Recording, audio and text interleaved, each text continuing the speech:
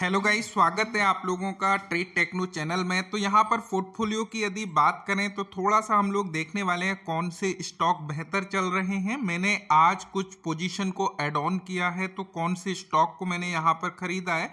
Currently आप लोग देखोगे 4.3% यहाँ पर अब दिखा रहा है पोर्टफोलियो, लेकिन एक्चुअल में आपको पता है मेरा तरीका ये नहीं है। मैं स्विंग को कैप्चर करता हूँ, तो जो भी मेरे टारगेट आते हैं मैं उनको बुक करते जाता हूँ। यदि आज की परफॉर्मेंस की बात करें, अभी तो मार्केट चल ही रहा है।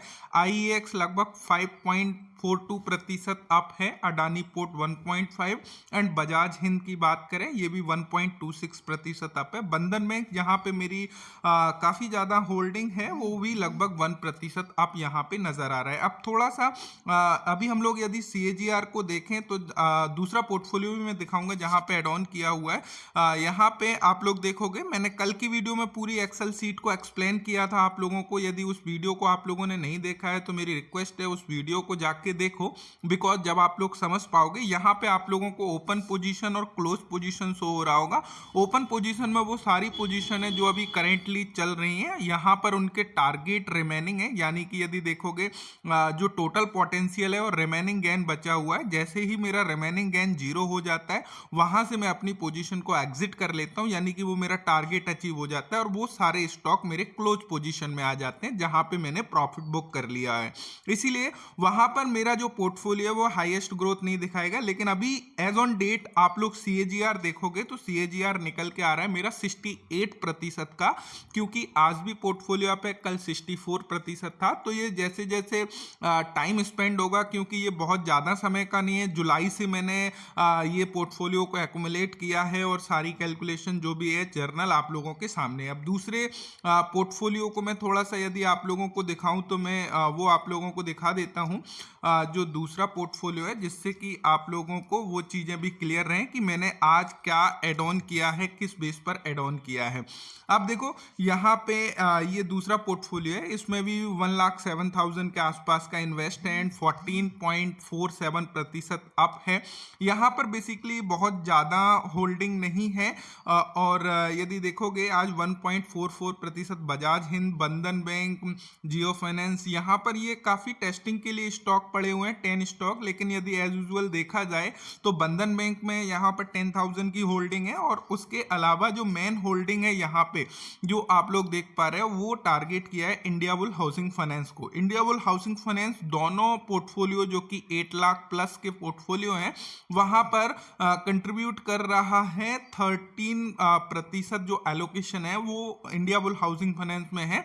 और आज की यदि एड ऑन पोजीशन की भी हम बात करेंगे, अब देखो इंडिया बुल हाउसिंग फाइनेंस में मैं काफी ज्यादा बुलिश हूं, कल भी मैंने इस बात का जिक्र किया था। और यहाँ पर जो अभी एवरेज प्राइस आप लोग देख रहे हैं 186.29, इसमें मैं अभी और भी पोजीशन को ऐड ऑन करूंगा, लगभग 17% एलोकेशन में इसमें डाल सकता हूं। अब ये जरूरी नहीं है, हर किसी की रिस्क कैपिटाइट अलग है।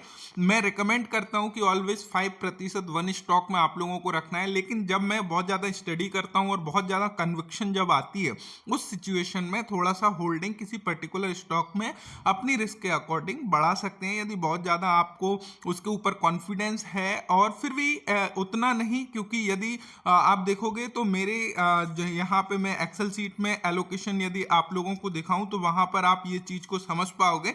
यहां पर आप लोगों को एलोकेशन मिल जाती है, यहां पर 13.8% एलोकेशन, ये वाली जो एलोकेशन आप लोगों को नजर आ रही है ये allocation basically India bull housing finance की है।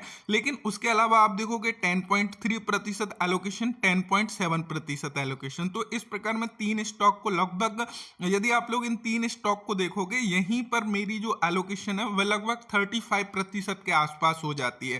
तो ऐसा क्यों, इससे सीएजीआर काफी ज्यादा इंक्रीज हो जाता है यदि आप लोग सही जाते हो। क्योंकि अब देखो तीन स्टॉक में एलोकेशन बढ़ा है तो जरूरी नहीं है कि यहां पर एक स्टॉक नहीं भी चलेगा तो दो स्टॉक कहीं ना कहीं संभाल लेते हैं, क्योंकि ये तीनों स्टॉक में हाई बहुत ज्यादा स्टडी और बहुत ज्यादा प्रोबेबिलिटी होती है। एक चीज ध्यान रखिएगा, देखिए जब भी हम लोग एलोकेशन को बढ़ाते हैं तो वहां पे ऐसे ही एलोकेशन को नहीं बढ़ा दिया जाता है, कुछ फैक्टर कुछ चीजों को ध्यान में रखना होता है। जैसे कि आपका प्रोबेबिलिटी कितना है। देखो यहाँ पे आपको एक चीज ध्यान रखना होगा कि आपकी प्रोबेबिलिटी कितनी है वहां पे उसके अलावा पोटेंशियल कितना है, जैसे कि यदि मैं यहाँ पे 20% अपना रिस्क ले रहा हूँ किसी स्टॉक में, अपने पोर्टफोलियो का 20% लगा रहा हूँ, तो वहाँ पे ये चीज़ क्लियर होनी चाहिए कि वहाँ पे वो कितना पोटेंशियल है, उसमें पोटेंशियल इन द सेंस क्या वो 2x 3x हो सकता है। तब मैं वहां पर जाने का ट्राई करता हूं कि टारगेट थोड़ा सा लंबा होना चाहिए, साथ ही साथ टारगेट ही नहीं, यहाँ पे प्रोबेबिलिटी भी ज़्यादा होना चाहिए एज पर माय स्टडी, कि मुझे लगता है कि यहाँ पे प्रोबेबिलिटी ज़्यादा है, उस सिनेरियो में ही मैं जो है 5% से ज़्यादा एलोकेशन लेके जाता हूँ। जनरली आप लोग देखोगे मेरा हर शेयर में लगभग 5%, 4%, 6% एलोकेशन रहता है, लेकिन रेयर केस में जहाँ पे कुछ बहुत अच्छा दिखता है उस सिचुएशन में मेरा एलोकेशन इंक्रीज होता है। तो यही चीज़ें हैं। अभी जो मैंने आज का यदि एड ऑन दिखाऊं तो आज भी मैंने जो एड ऑन किया हुआ है, यहाँ पर आप लोग देखोगे इंडिया बुल हाउसिंग फाइनेंस को अगेन एड ऑन किया है 218 के प्राइस पर। अभी मेरा जो एवरेज प्राइस निकल के आया है, जो सभी का दोनों पोर्टफोलियो का जो एवरेज प्राइस है वो यहाँ पर आप लोग देख पाओगे, वो average India bull housing finance का 192.14 का एलोकेशन जो है एवरेज जो है निकल के आया है। करंट यदि यहाँ पर देखें तो 7,67,000 के आसपास इन्वेस्टमेंट दिखा रहा है, एंड अभी करंट 8,10,000 के आसपास आज का इन्वेस्टमेंट मिला के यहाँ पर दिखा रहा है। लेकिन मेरा एक्चुअल में अमाउंट कितना लगा हुआ है, एक्चुअल में अमाउंट 7,01,943 रुपीज़ लगा हुआ है, जो आज की डेट में बढ़ के 8,10,899 का हो गया है। अब ये जो इन्वेस्टमेंट है आप लोग देख सकते हो 14 जुलाई 2023 को 5,000 से स्टार्ट करी थी, देन डे बाय डे यहाँ पे एक्यूमुलेशन करता गया, और अभी पोर्टफोलियो आप लोग देख सकते हो 68% के CAGR पर खड़ा है। जो भी अपडेट है मैं आप लोगों के साथ में शेयर करता रहूँगा।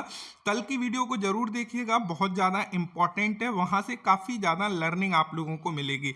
और ये वीडियो कोई भी रिकमेंडेशन नहीं है, ओनली एजुकेशनल पर्पस के लिए ये वीडियो को बनाया गया है। तो ऐसा नहीं है आप सेम स्टॉक को रिपीट करके अपने पोर्टफोलियो में डालते हो तो वो भी एक्चुअल में गलत होगा। यहाँ पे जब भी आप लोग अपना कोई भी फाइनेंशियल डिसीजन लें, अपने फाइनेंशियल एडवाइजर से कंसल्ट करें, अपनी स्टडी करें। ये केवल एजुकेशनल पर्पस या जो मैं स्टडी किया हूँ वो चीज़ें आपके साथ में साझा कर रहा हूँ नॉलेज बढ़ाने के लिए। सो आशा करता हूँ ये चीज़ें क्लियर हो गई होंगी। Thank you so much video देखने के लिए। Thanks for watching and bye bye.